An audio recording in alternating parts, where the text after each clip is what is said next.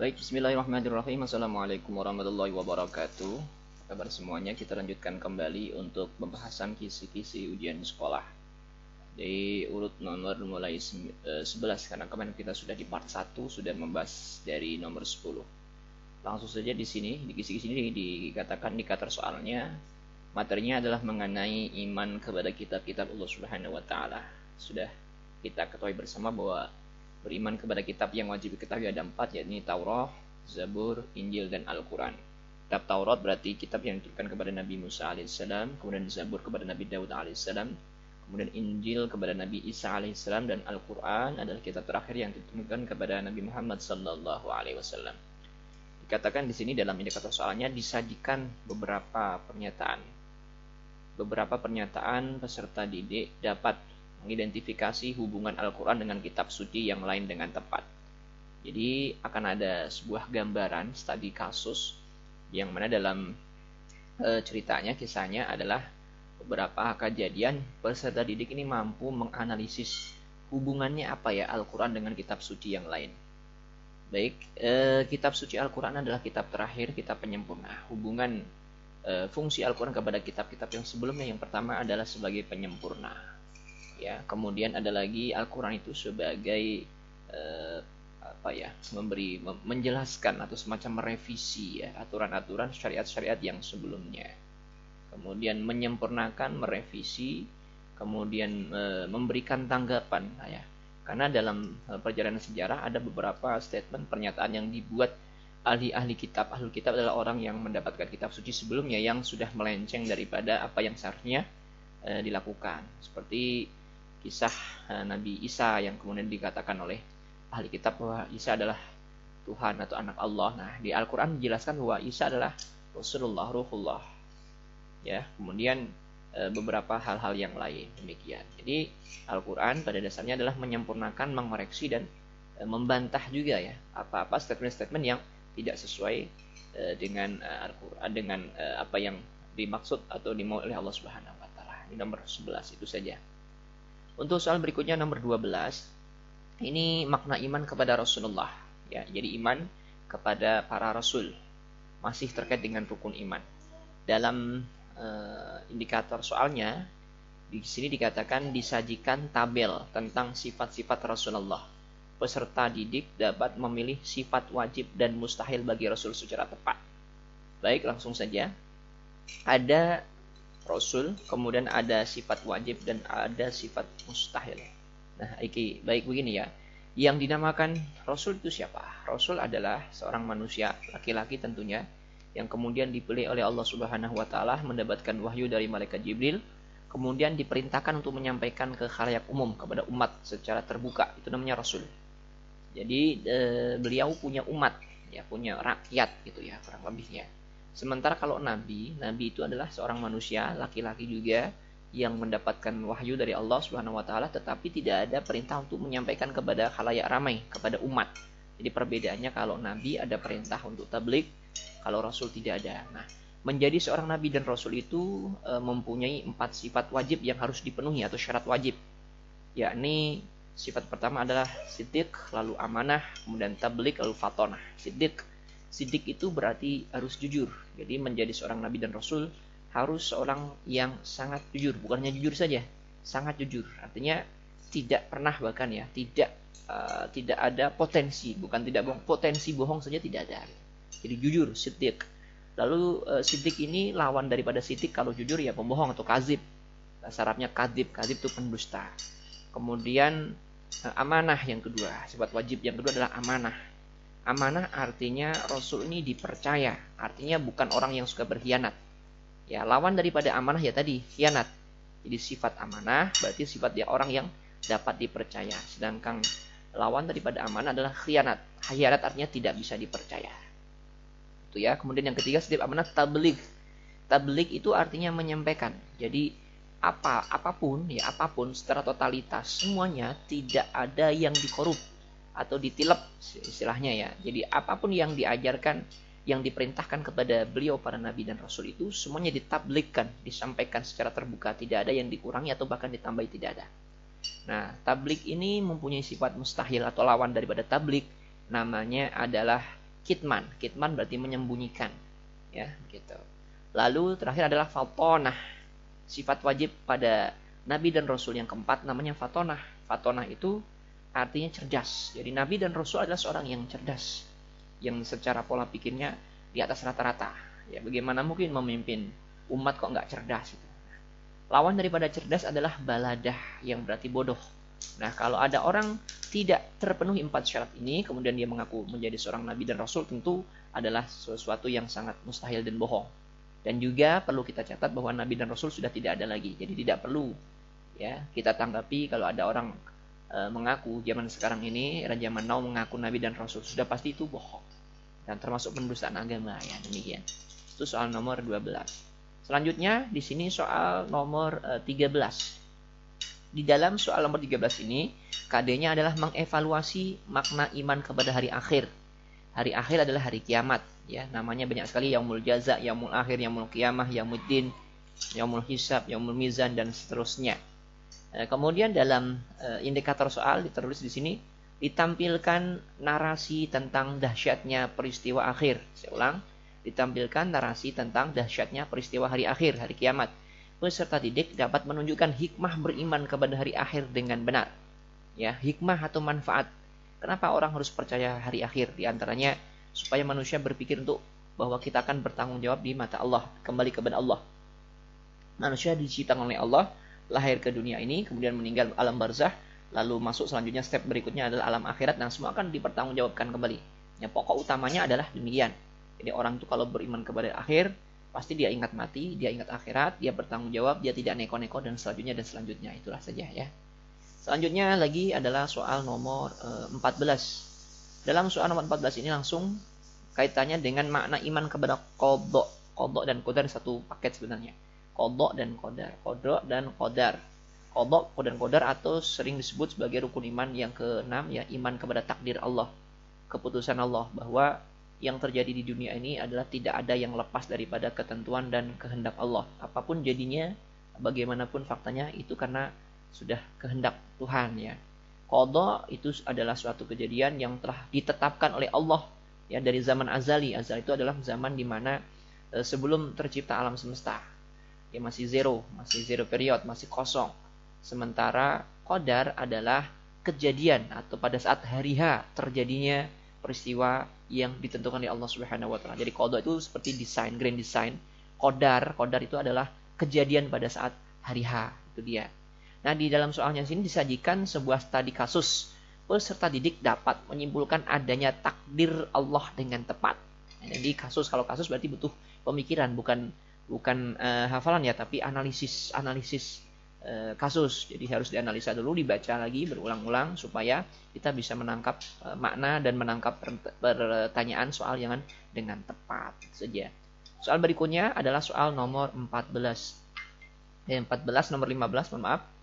Masih kepada bab iman kepada qadha dan qadar, jadi satu ini, ya. Oke, di sini dikatakan disajikan kisah-kisah kehidupan. Jadi kejadian-kejadian dalam hidup. Peserta didik dapat menyimpulkan hikmah beriman kepada qadha dan qadar dengan tepat. Ya, seperti tadi, ya. Hikmahnya menjadi orang yang lebih tanggung jawab, menjadi semakin supel, humble, tidak sombong, kemudian rendah hati, ya. Berusaha maksimal untuk mengumpulkan kebaikan dan lain sebagainya, itu saja. Itu soal nomor 14 tadi. Nah, selanjutnya adalah soal nomor 15. Nomor 15 tadi, mohon maaf. Nah, berikutnya nomor 16 nih. Nomor 16 ini adalah ketentuan berpakaian sesuai syariat Islam. Oke, baik. Ini adalah materi di kelas 10 atau kelas 1 SMK atau SMA, sama saja. Dikatakan dalam indikator soalnya, disajikan beberapa pernyataan peserta didik dapat mendeteksi berpakaian sesuai dengan syariat dengan benar. Nah, nanti kan ada beberapa pernyataan dalam soal itu. Nah, siswa diminta untuk menganalisa. Lagi-lagi menganalisa berarti kemampuan berpikir, ya. Koordinator antara pemikiran kita, kemampuan berpikir kita, analisis kita terhadap studi kasus yang ada. Apakah gambaran yang disampaikan tersebut termasuk pakaian syariat? Bukan. Baik. Dalam Islam itu berpakaian ada aturannya. Ya, ini berpakaian itu harus menutup aurat yang pertama. Apa itu aurat? Aurat adalah bagian tubuh yang wajib ditutup oleh seorang muslim. bagi laki-laki aurat pokok atau utama yang paling pokok diutamakan adalah antara pusar sampai dengan lutut. Itu kalau untuk laki-laki, tetapi yang sempurna tentu saja menutup sekujur tubuh dengan pakaian sopan ya, tidak mungkin bertelanjang dada. Sementara di dalam perempuan, untuk wanita, aurat perempuan jauh lebih luas daripada laki-laki karena perempuan itu memang mengandung umpan bahasanya ya. Auratnya lebih luas. Ya, ini seluruh tubuh, sekujur tubuh, kecuali wajah, muka, kemudian telapak tangan. Oleh karena itu, pada saat sholat, terutama perempuan tidak diperkenankan tuh membuka bagian tersebut.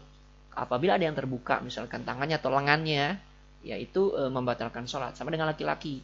Kalau pada saat sholat ada bagian yang terbuka, misalkan ada berlobang itu celana, misalkan suka sobek di lututnya, itu membatalkan sholat. Jadi tidak bisa dipakai sholat, memakai celana yang demikian itu. Atau mungkin pakai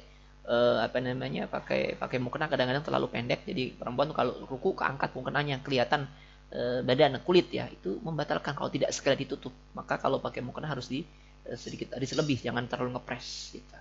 Nah, ketentuannya selain menutup aurat, ketentuan pakaian syariat itu selain menutup aurat adalah barang-barangnya atau bahannya harus suci.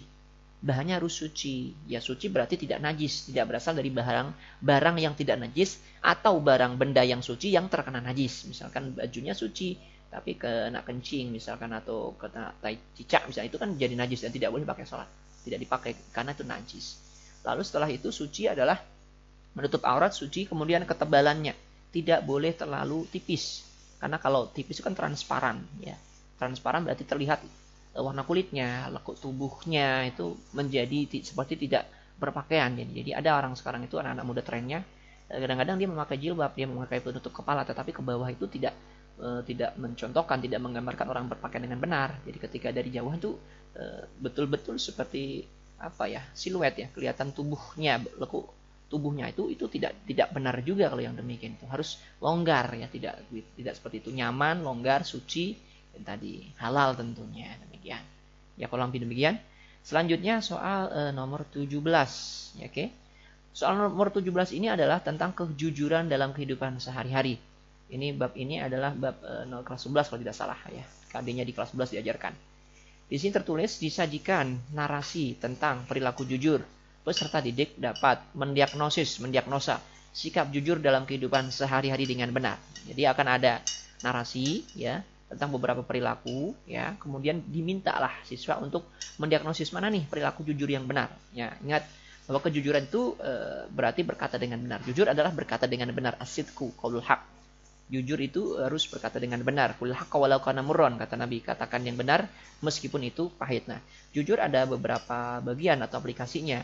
Bisa jujur secara perkataan, kemudian jujur secara hati, jujur antara mulut dengan hati, dan jujur hati. Ada jujur dalam perbuatan, jadi perbuatannya harus sesuai dengan yang dia ketahui secara peraturan. Jujur sikap dan lain sebagainya. Nanti bisa dianalisis lagi. Selanjutnya soal nomor berapa ini? Nomor 18 ya. Makna syaja'ah. Syaja'ah atau dalam kurung berani membela kebenaran dan dalam kehidupan sehari-hari. Syaja'ah atau sifat pemberani ya. Di indikator soalnya tertulis disajikan deskripsi tentang syaja'ah ya, ada sifat syaja'ah ya, berani membela kebenaran. Jadi syaja'ah artinya pemberani. Nah, sifat berani dalam agama berbeda dengan yang kita ketahui secara khalayak umum. Kalau dalam perspektif agama, laisa syadid ya, bukan orang yang kuat itu dikatakan bukan orang yang berani untuk berperang, bertarung, tidak, tetapi orang yang kuat itu adalah orang yang bisa mengendalikan atau menahan emosi atau hawa nafsunya pada saat marah. Nah, nanti dikatakan di sini peserta didik dapat menilai penerapan syaja'ah dalam kehidupan dengan benar. Bagaimana sih penerapan syaja'ah? Konsep agama ini sekali lagi adalah konsepnya wilayahnya wilayah agama, agamis atau religi. Ya, berani itu bukan berani yang berani bertarung atau berani berperang atau berani beradu di atas ring, tidak, tapi berani dalam menegakkan kebenaran, berani berkata jujur, berani bersikap benar, berani menegur orang yang salah, maksudnya mengingatkan yang salah, ya, berani berbuat dengan sesuai aturan dan lain sebagainya. Selanjutnya adalah soal nomor 19, ini dia. 19 dikatakan di sini disajikan kisah dalam kehidupan. Peserta didik dapat mengidentifikasi contoh sikap syaja'ah dengan benar. Nah, sama dengan yang di atas, masih tentang syaja'ah atau sifat berani membela yang benar. Itu soal nomor 19. Berikutnya adalah soal nomor 20. Di KD-nya di sini adalah perilaku, materinya perilaku kerja keras dan bertanggung jawab dalam kehidupan sehari-hari ya. Bekerja keras, tanggung jawab. Kelas 11 juga materinya nih. Dikatakan di sini sajikan deskripsi tentang syaja'ah. Berani membela kebenaran dapat menunjukkan contoh penerapan syaja'ah kehidupan sehari masih dengan yang ini. Kerja keras ini, mohon maaf, kerja keras ini yang ini kali ya. Betul yang ini. Disajikan ilustrasi tentang contoh perilaku sehari-hari yang berkembang masyarakat. Peserta didik dapat mengkategorikan perilaku kerja keras dengan tanggung jawab yang benar. Nah, kerja keras. Bekerja keras itu seperti apa sih? Ini ada sama nih, saja sorry nomor 20-nya saja masih saja berarti dengan ini saja. Nomor 21-nya ya, berarti saya lompat ke sini. Di nomor 21-nya ini adalah perilaku kerja keras dan tanggung jawab. Nah, nanti akan ada perilaku. Nah, kerja keras seperti apa sih? Kerja keras yang benar gitu ya. Jadi pekerja keras itu dalam Islam satu, bekerja keras itu bukan berarti bekerja lembur overtime, tidak. Pekerja keras itu adalah pekerja satu ya, harus halal. Jadi pekerjaan yang halal, yang sah, yang diridhoi atau dibenarkan dengan agama, oleh agama. Itu yang pertama. Lalu yang kedua, dikatakan kerja keras adalah kerja yang tuntas karena amanah. Jadi dalam sebuah makalah hadis dikatakan bahwa kita orang Islam itu harus membayar upah pekerja sebelum keringatnya. Jadi kalau prinsip itu dipakai, saya kira tidak akan ada pelambatan gaji dan penundaan dan lain-lain. Kemudian harus ridho antar pemberi kerja dan penerima kerja sama-sama menerima gitu. Jadi tidak satu pihak. Jadi kerja keras, kerja cerdas, kerja keras, kerja tuntas, kerja ikhlas yang terakhir. Ikhlas itu bagaimana? Ikhlas itu artinya kalau sudah disepakati ya sudah diterima saja gitu. Dijalanin dengan maksimal, jangan banyak terlalu ya. Terlalu gitu nggak boleh kalau terlalu menggerutu atau bagaimana. Tidak boleh. Berikutnya nomor soal 22. Nomor 22 ini masih perilaku kerja keras, tanggung jawab dalam kehidupan sehari-hari. Dalam indikator soalnya disajikan narasi tentang perilaku kerja keras, bertanggung jawab. Kemudian peserta didik dapat mengidentifikasi contoh perilaku kerja keras dengan benar. Masih sama, berarti kurang lebih soalnya sama. Di skip ya sini. Berikutnya soal nomor 23. Di sini katakan disajikan kisah hidup seorang tokoh, ya, kisah hidup seorang tokoh yang memiliki perilaku kerja keras atau tanggung jawab. Peserta didik dapat mengembangkan nilai keteladanan dari contoh tersebutnya. Dia akan ada narasi seorang tokoh ya, entah itu siapa, yang mana peserta didik ini nanti diminta untuk mengemukakan nilai-nilai apa saja sih yang dicontohkan oleh si pelaku dalam kisah tersebut. Misalkan pemberani, jujur, tuntas, tanggung jawab, amanah. Nah, sifat-sifat terpuji apa saja yang ditampilkan dalam narasi tersebut. Nah, berikutnya adalah soal nomor 24. Oke, 24. Pada soal nomor 24 ini di dalam deskripsi atau indikator soalnya tertulis disajikan sebuah pernyataan peserta didik dapat menentukan ayat Al-Quran dengan benar. Nah, ini mengenai kedudukan Al-Quran, hadis, ijtihad sebagai sumber hukum Islam. Nah, kembali kepada materi ini adalah materi kelas 10, kelas 1 ya. Ingat, kalau dari pengertian sendiri, saya akan sedikit review. Al-Quran, apa itu Al-Quran? Al-Quran adalah kalamullah, wahyu Allah yang diturunkan kepada Rasul Nabi Muhammad SAW. Kemudian berfungsi sebagai pedoman hidup untuk orang muslim, pedoman hidup untuk orang Islam.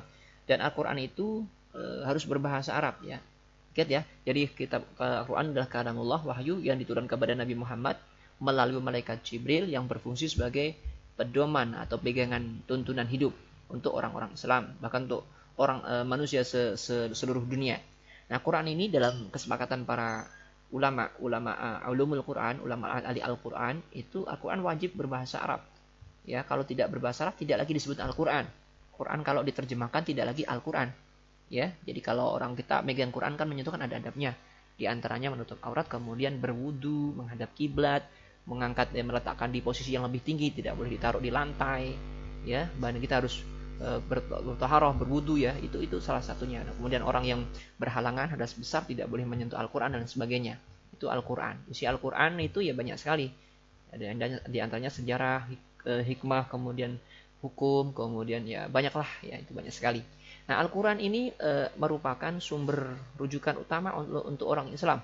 Jadi orang Islam itu sumber hukum tertingginya dalam agama, dalam religinya adalah Al-Quran. Jadi Al-Quran adalah sumber hukum pertama dalam kehidupan seorang muslim, Al-Quran.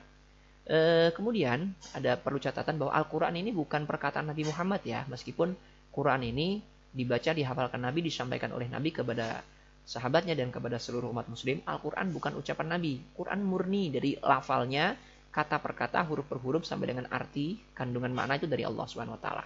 Nah, hadis, apa itu hadis? Hadis itu adalah pertama ucapan Nabi, kemudian perbuatan Nabi, sikap dan bahkan keputusan Nabi yang bukan Quran. Ya, yang bukan Quran. Ini ulama sudah membagikan mana Quran, mana hadis, sudah dipisah. Yang mana hadis ini merupakan sumber hukum Islam yang kedua setelah Al-Quran. Al-Quran itu adalah sumber pertama. Jadi dulu kalau ada orang mencari istidlal atau mencari dasar sumber hukum itu, Al-Quran dulu cari. Quran tidak ada, lalu merujuklah kepada hadis Nabi. Ucapan Nabi pernah ada nggak? Tidak ada. Kemudian perkataan, kalau tidak ada berarti perbuatan Nabi ada nggak? Atau sikap bahkan keputusan Nabi. Kalau tidak ada bagaimana? Nah, yang ketiga nih, ijtihad.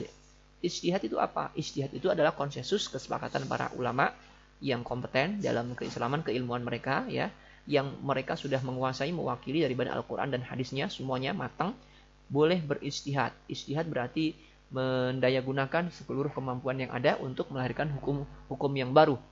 Dicari Al-Quran tidak ada, di hadis yang teks-teksnya tidak ada, maka kemudian berijtihadlah mereka. Tentu seorang mujtahid bukan orang biasa ya, bukan orang biasa-biasa, ada orang yang sangat alim ya tentunya.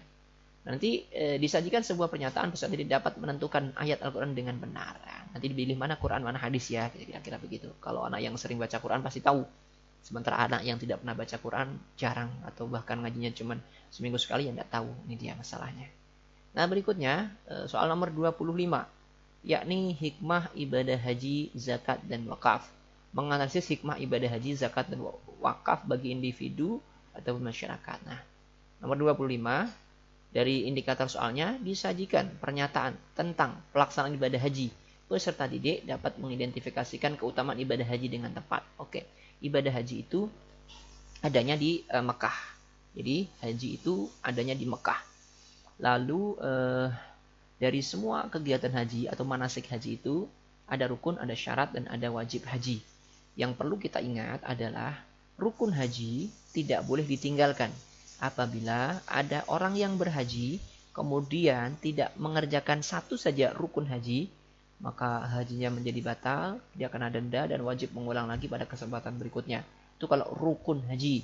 Sementara kalau wajib haji itu adalah suatu kegiatan haji, manasik haji, yang apabila seorang tidak atau ketinggalan atau bahkan tertahan untuk tidak bisa melakukannya, itu digantikan dengan membayar dam, menyembelih seekor hewan kurban lalu disedekahkan di sana. Itu ya. Jadi hal-hal yang perlu diketahui dalam haji. Nah, hikmahnya apa? Hikmahnya apa? Sebentar sebelum ke sana, kemudian hari-harinya. Haji adalah ibadah khusus ke Mekah. Harinya bulan haji itu dimulai dari setelah Lebaran atau setelah bulan Idul Fitri ya. Dzulqa'dah, Syawal, Dzulqa'dah, Dzulhijjah, 3 bulan sebenarnya. Dzulqa'dah, Syawal, Dzulqa'dah, Dzulhijjah. Ya, intinya puncaknya adalah pada bulan haji atau Dzulhijjah. Inti terakhir haji adalah 10 Dzulhijjah, di mana orang wukuf di Arafah. Di sana nanti ada ihram, ada tawaf, ada sa'i, ada yang namanya tahallul, ada tertib, itu yang pokok rukunnya. Sisa-sisanya itu adalah wajib haji. Nah, ini haji. Haji seumur hidup satu kali seperti umroh. Nah, lalu umroh itu disebut juga haji kecil. Orang yang sudah berumroh lalu belum berhaji, dia masih harus wajib berhaji jika mampu ya, jika mampu. Jadi ya, kalau tidak mampu ya tidak. Kalau umroh berbedanya, umroh itu bisa dilakukan pada bulan apapun, kapanpun. Sekarang atau besok boleh berangkat umroh, tapi haji tidak bisa. Karena haji waktunya khusus ya, terbatas khusus, tidak boleh dilakukan pada sembarang waktu dan sembarang tempat. Keutamaan haji dan umrah apa? Dikatakan dalam sebuah hadis, Al-hajjul mabrur laisa lahu jazaa illal jannah. Haji yang mabrur itu tidak ada balasan kecuali hanya surga. Makanya haji adalah ibadah yang penyempurna. Ibadah maliyah, ibadah harta, ibadah amaliyah, ibadah yang berupa action atau gerakan tenaga, ya gabungannya adalah haji. Makanya diletakkan sebagai rukun Islam yang terakhir karena memang berat dan susahnya.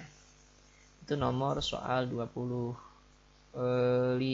Selanjutnya 26. Nomor soal 26 adalah menganalisis penyelenggaraan jenazah. Indikator soalnya disajikan narasi terkait penyelenggaraan jenazah. Peserta didik dapat mempraktekkan tata cara jenazah laki-laki dan perempuan dengan benar. Oke, sedikit kita review bahwa jenazah di sini yang kita urusin adalah jenazah orang muslim. Jenazah orang muslim yang ditemukan atau didapati oleh seorang muslim yang lain. Ini mempunyai 4 kewajiban utama. Yang pertama, ketika ada seorang jenazah adalah harus jenazah itu dimandikan menggunakan air dengan sempurna. Adapun tata cara mandikan sudah diajarkan sebelumnya. Lalu yang kedua, setelah dimandikan harus dikafani. Kafan untuk laki-laki adalah 3 lapis, sementara kafan untuk perempuan itu 5 lapis. Boleh menggunakan gamis atau pakaian sholat yang biasa dia pakai. Setelah itu lalu disalatkan. Salat untuk jenazah berbeda karena sholat jenazah tidak menggunakan rukuk dan sujud dan 1 kali saja berdiri dengan 4 kali takbir. Doanya sudah pada tahu, jadi tidak perlu dibahas. Kemudian baru dikuburkan. Dikuburkannya jenazah itu diangkat dari arah kepala dulu, lalu diletakkan dalam lubang kubur, ukuran kurang lebih 2 kali 1 meter, menghadap ke kiblat miring kanan dengan kepala di utara, kaki di selatan. Intinya tidak harus utara dan selatan, tetapi pada saat jenazah ini miring ke kanan harus menghadap kiblat. Jadi tergantung daripada letak geografis atau bentang alamnya. Jadi kalau posisinya kebetulan menghadap kiblatnya itu timur, utara, atau barat kemana, ya itu bisa saja terjadi. Karena di Indonesia letaknya yang seperti ini, maka kita biasa menguburkan jenazah itu dengan kepala di utara dan kaki di selatan, miring kanan hadap kiblat. Nah, 2 lubang kubur ada 2, yakni lahat dan syak. Lahat itu pinggir sebelah kanan, ya. Kalau kemudian syak itu berarti di tengah-tengah biasanya karena tanahnya gembur. Nah, itu saja. Adapun jenazah seorang non-muslim itu hanya cukup dikafani lalu dikuburkan, tidak dipakai disolatin dan sebagainya. Ya, gitu. Dan satu lagi tidak boleh dimandikan, ya. Itu adalah jenazah orang yang mati syahid. Syahid itu berarti meninggal di medan perang, meninggalnya digugurnya di lapangan perangnya. Jadi di lahannya, bukan setelah dibawa pulang untuk luka kemudian dibawa pulang, tidak masuk. Selanjutnya adalah soal nomor 27 mengenai khutbah, tabligh, dakwah. Dikatakan di sini disajikan deskripsi tentang khutbah, tabligh, dan dakwah. Peserta didik dapat mengidentifikasi arti khutbah dengan benar. Khutbah khatib. Khutbah itu lebih formal daripada tabligh dan dakwah. Ya, kalau khutbah itu biasa dilaksanakan pada momen-momen tertentu. Ya, khutbah itu harus dilakukan seorang khatib, namanya orang yang berkhutbah. Khatib itu siapa? Khatib kalau kita ikut Jumatan laki-laki itu namanya khatib. Ya, harus orang laki-laki. Ya, kemudian sholat Id juga khatib. Ya, harus laki-laki menutup aurat dan berwudu, tidak boleh batal wudu. Nah, contohnya Jumat saja harus menutup aurat, kemudian dia berusaha di tempat yang lebih tinggi, suaranya harus lantang terdengar, dia harus berwudu, dia tidak boleh batal wudu. Kalau batal wudu harus diganti dengan orang lain. Nah, khutbah. Kemudian pada saat khutbah itu ada rukun, syarat rukun khutbah. Ya, yang pertama adalah membaca hamdalah, alhamdulillah, memuji Allah. Kemudian salawat, kemudian baca syahadat, lalu ada ayat Al-Quran, lalu ada wasiat. Nah, intinya begitu. Jadi tidak boleh macam-macam. Dan ketika khutbah dilakukan, para jemaah tidak boleh asik sendiri atau mengobrol dan lain-lain. Ketika jemaah itu tidak mendengarkan khutbah, dia asik sendiri, misalkan Jumatan jemaahnya ada yang main handphone dan segala macam, itu dianggap lago. Lago itu artinya lalai, melalaikan dan tidak fokus.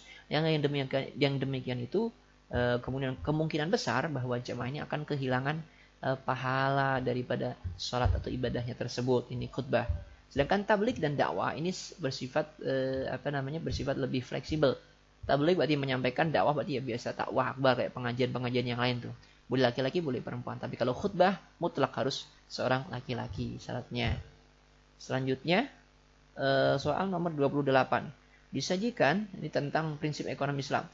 Narasi terkait dengan prinsip dan praktek ekonomi Islam. Peserta didik dapat mendiagnosis prinsip ekonomi Islam dengan benar. Jadi ekonomi Islam adalah atau kita sebut dengan syar'i atau syariah, kan sekarang lagi ngetrend tuh ya, keuangan syariah adalah lembaga keuangan atau kegiatan keuangan yang dilandasi oleh prinsip-prinsip Islami. Ya, prinsip Islam itu apa? harus membawa kemakmuran bersama. Tidak boleh motivasinya adalah mencari keuntungan atau memperkaya diri sendiri semata sebanyak-banyaknya, tidak, tapi lebih mengedepankan dengan aspek rasa persaudaraan, saling tolong menolong ya. Itu kegiatan ekonomi ya banyak ya, seperti kita tahu ada jual beli, ada sewa menyewa, rohen, kemudian zaroah ya, berbagi nyewa kebun, menggarap lahan orang, kemudian begadai, penggadaian termasuk ada dalam fikih ekonomi Islam. Berikutnya adalah soal nomor 29. Di sini mengenai ketentuan pernikahan dalam Islam. Oke, dalam bab ini ketentuan pernikahan Islam itu diindikasi soalnya disajikan deskripsi tentang permasalahan pernikahan. Peserta didik dapat menentukan ketentuan iddah dengan tepat. Oke. Dalam Islam itu ada bab nikah yang pernah diajarkan di kelas 12. Nikah itu adalah akad antara laki-laki dan perempuan yang bukan mahram. Bukan mahram berarti bukan saudara. Untuk berjanji untuk membentuk keluarga, ya, rumah tangga. Mana laki-laki dan perempuan tidak boleh mahram. Kalau satu mahram tidak bisa, berarti batal nikahnya. Lalu kemudian syarat rukun nikah itu diantaranya adalah 2 mempelai, rukun nikahnya 2 mempelai laki dan perempuan yang bukan mahram tadi, atau juga dan satu lagi perempuan tadi belum ada ikatan, artinya belum menikah dengan orang lain. Kemudian ada wali ini adalah orang tua atau yang mewakili orang tua, keluarga dari perempuan. Lalu ada saksi 2 orang, kemudian ada ijab qabul. Ijab itu ucapan dari laki-laki, kemudian qabul ijab itu ucapan dari wali, kemudian qabul itu ucapan penerimaan, diterima, ya saya terima nikahnya, itu namanya qabul dari pihak laki-laki. Kemudian ya ada sigot itu saja sih ya. Jadi laki-laki, ada mempelai, ada wali, ada saksi, lalu ijab qabul. Sedangkan mahar ini adalah merupakan syarat dan tidak ada ketentuan mahar harus berapa, tidak ada. Nah, di dalam iddah, di sini iddah itu apa sih? Iddah itu adalah masa tunggu. Jadi dalam Islam itu mempunyai hitungan yang berbeda. Ketika seorang perempuan dan laki-laki berpisah, teman-teman, dipisah atau bercerai ya. Ketika orang laki-laki dan perempuan ini bercerai, perempuan tidak bisa langsung menikah dengan orang lain sebelum menjalankan iddah. Iddah misalkan bercerai kebetulan sedang hamil, nah itu tidak boleh langsung menikah. Dia harus nunggu, dia harus lahir sampai lahir dulu bayinya. Lalu baru bisa menikah, dia agak cukup besar lalu bisa menikah. Kemudian kalau suami meninggal itu berbeda. Kemudian kalau bisa bercerai itu juga berbeda. Intinya semua ada hitungannya. Ada salah satu kuru, ada 3 masa suci, ada 40 hari. Ini bisa dicek lagi di buku-buku bacaannya. Jadi hanya ada satu yang perempuan yang tidak perlu iddah, yakni pengantin baru yang baru menikah, kemudian belum sempat tidur bersama-sama, kemudian dipisah atau cerai. Atau misalnya apa ya bahasa sekarang nih, janda kembang kayak gitu ya. Jadi nikah belum sempat berkumpul, kemudian keburu bercerai. Nah, perempuan yang tersebut yang belum sempat tidur itu tidak perlu beriddah. Jadi iddah itu berarti masa tunggu. Dia boleh langsung menikah dengan orang lain kalau memang kasusnya kejadiannya adalah demikian. Nah, nomor 30 masih ketentuan pernikahan dalam Islam, disajikan beberapa ketentuan tentang pernikahan. Peserta didik dapat mengidentifikasi rukun pernikahan menurut ajaran Islam dengan tepat ya. Rukun yang tadi saya bahas ya. Ada mempelai laki-laki, kemudian mempelai perempuan, ada wali dari pihak perempuan, ada saksi. Saksi biasanya 2 orang, laki dari perempuan 1, kemudian dari pihak laki-laki 1, sama-sama laki-laki. Kemudian ada ijab kabul ya. Demikian. Ini untuk pembahasan kisi-kisi sampai dengan soal nomor 30. Sekian, terima kasih. Assalamualaikum warahmatullahi wabarakatuh.